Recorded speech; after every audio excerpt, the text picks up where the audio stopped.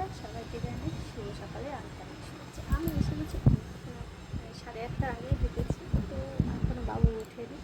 তো আমি ঘরে যেটুকুনি কাজ আমার থাকে সেগুলো করলাম। বাচ্চাটার জামা কাপড় ওয়াশিং মেশিনে দিয়ে দিয়েছি।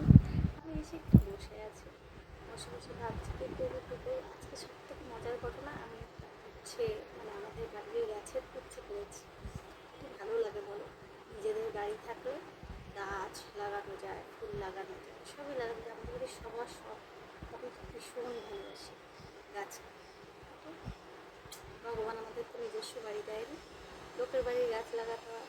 লোকের বাড়ির গাছ লাগিয়ে লোকের বাড়ি ফলটা খায়, সেটাও ভালো, ওটা না, খারাপ কিছুই না। কিন্তু নিজস্ব বাড়ি থাকলে কত গাছপালা লাগানো যায়, তাই না? আমাদের বাড়িতে ওই উচ্ছে গাছ, বেগুন গাছ, তারপরে আম গাছ, জাম গাছ, অপরাজিতা গাছ, কত ভালো ভালো গাছ হয়েছে। কিন্তু এই যে লোকের জমিতে, নিজের জমি বলতে কিছু নেই, তার জন্য কিছুই হয়নি। যেদিন আমাদের নিজস্ব বাড়ি হবে, নিজেদের জায়গা জমি হবে, সেই দিন সব আবার লাগাবো। খারাপ লাগে। আমার ননদ আর আমার বর দুজন দু রকম আমের গাছ লাগিয়েছিল, ওই বাড়িতে ভাড়া থাকে। সেই গাছটা এখন এত বড় হয়েছে, আম পাওয়া যায়। কিন্তু বাড়িওয়ালা, এমনকি সেই বাড়ির যে ভাড়াটিগুলো থাকে, তারা আবার শয়তানি করে। গাছ লাগালো আর একজন, ফল খায় আর একজন, এই হয়েছে কথা।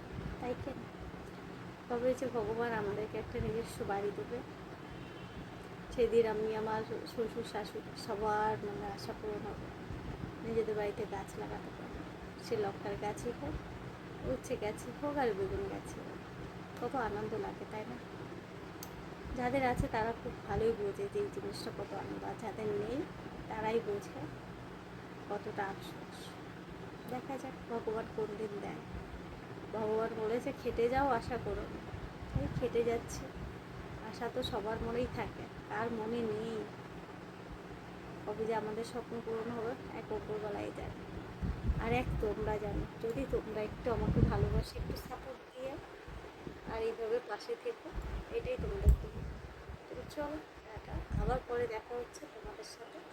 আমার ভিডিওটা যদি ভালো লেগে থাকে তো একটা লাইক, কমেন্ট, শেয়ার করতে অবশ্যই বলবেন। আর যারা নতুন তারা অবশ্যই পাশে বেল আইকনটা চেপে রেখে বাজিয়ে দিও, আর সাবস্ক্রাইব করতে ভুলে যাবে। চলো, টাটা।